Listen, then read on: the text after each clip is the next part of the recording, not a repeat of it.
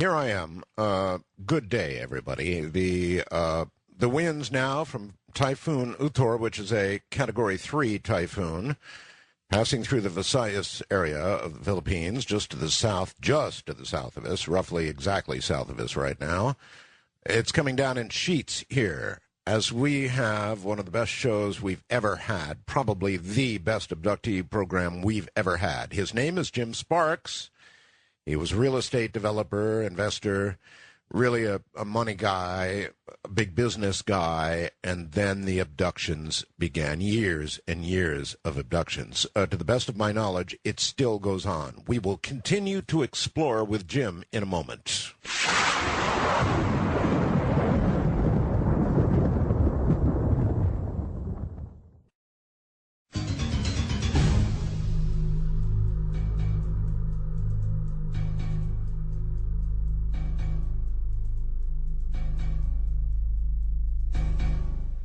Once again, Jim Sparks. Jim, welcome back.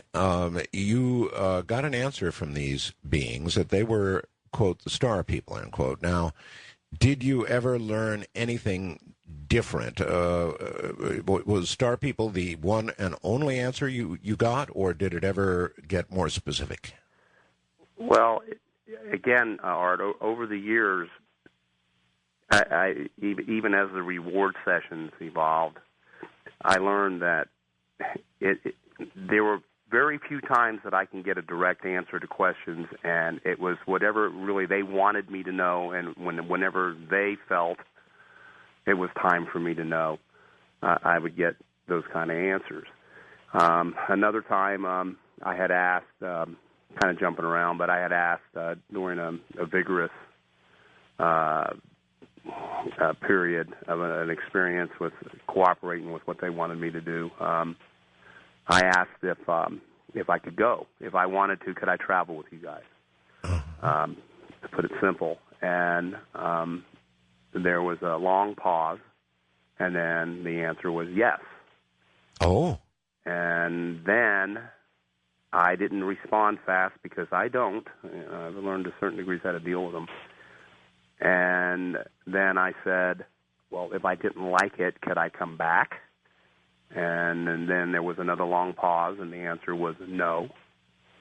Oh. And I said, okay, I think I'll just stay here. You know what went through my mind was silly things, but it means a lot when you think about it, because it's really cool to be human. And the smell of cut grass, a hot dog, no more cold beers. Once you start seeing that kind of reality and thinking, well, gee, I can't come back here, and not really being told what to expect, I just felt like, no, I don't. I guess I'll be fine here. No more football. Yeah, all right. You wrote a book called The Keepers. How long ago did you write this book? I started it almost 10 years ago, and it went to. It took a couple of years to write, and it took about a year editing, and then I wasn't really strong about trying to move it, and Random House bought it, and they held it for 3 years, but they never published it, and then John, as in John Mack, introduced the book here a couple of years ago or the manuscript at the time, to Granite Publishing, mm-hmm. And they're the ones that have it now, and it's published. Maybe it was good for you. I've written books, and it's very cathartic to read a book, to write a book. It really is, to go back over the experiences. It's very cathartic. It's good for you. Anyway, you explained that you were trained by the Greys and have had dealings with the reptilians. Now, whatever you can, just for a moment, stop and describe these two creatures and the differences between them and what you think of them, I'd appreciate. Sure. The Greys are non-emotional. They're, like I mentioned earlier, they're totally telepathic. They think at least 100 times faster. They process information 100 times faster. That's another reason why it's difficult. You just can't have a conversation with them. The Greys also, one thing about a human being is that we all have our false faces or our facades, which is perfectly normal. meaning that if I first meet you, I don't know you, and I put up sort of a fence until I get to know you, and then I kind of let my guard down if I feel comfortable. Well, with these guys, when they communicate, they rip right through it, and they know everything about you. And I'm talking about what the way the Greys are, and then I'm going to talk about the reptilians, because I think the reptilians get a bad rap. Am I okay with the details so far? Sure. Okay. One thing about the Greys also is they radiate an energy that is miserably and stinkingly, I guess, miserably uncomfortable. I've also learned that energy that they radiate, the higher the rank or the higher the authority, the more miserable the energy feels.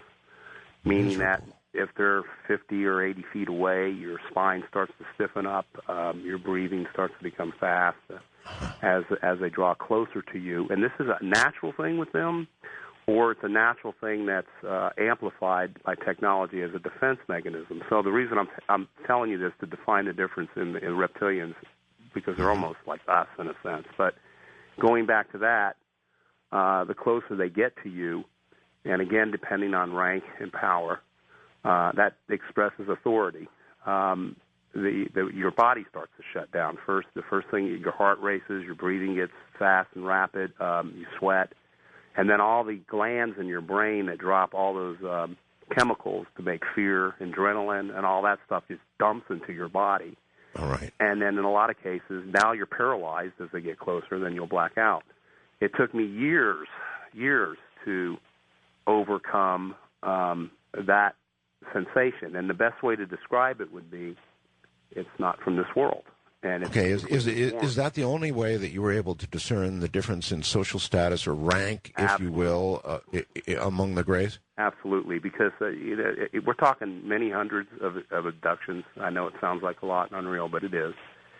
And different ways to get one to cooperate was a lower-ranking one would do his methods with his horrible feeling energy, and if you resisted it, a more authoritative figure would come in, and even as that one was entering the room, the next thing you know, your heart felt like it was going to stop, your breathing was short, your back stiffened up, you were scared to death, and as he got closer, you could tell the rest of them were in submission to this individual.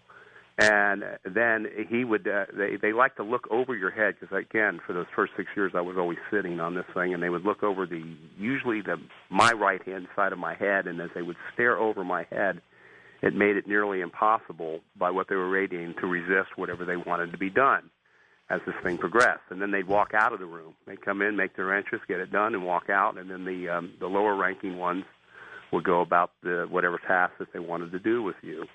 Okay, Jim, was there any difference? I think most of the audience is familiar with the classic picture or descriptive, visual descriptive of the Greys. Is it accurate? Is there any difference? Well, I've learned over the years now. There's the cosmos, and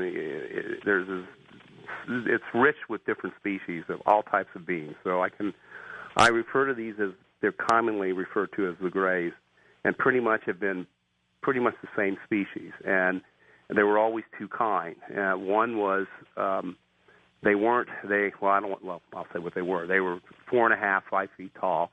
Okay. But they're, in my eyes now, and as the years have progressed, they're perfect. I don't mean they're perfect beings. I'm not claiming to embrace alien culture, and because I still have I don't have a 100% trust. I'm always leery. But what I mean by perfect is that the way they're built and the way they walk and the way they can get around and the way they burn energy is they're extremely economic in a sense. So they're streamlined, they're strong. It's the thin fingers, yes. And the eyes are bigger than our eyes are, much bigger actually. And what I call the true aliens or the true Greys, and their face is, the skin is leather-like. I don't know if they're wearing clothes. I don't know if it's a suit, because they either look naked or it's a real thin suit. I was about to ask that. Skin. And they're not. There's no sexual differentiation. The groin area is, if it's covered, you can't see it. Now it's like mashed in, so where you couldn't tell. But I always get a sense, and I have over the years, that better than 95%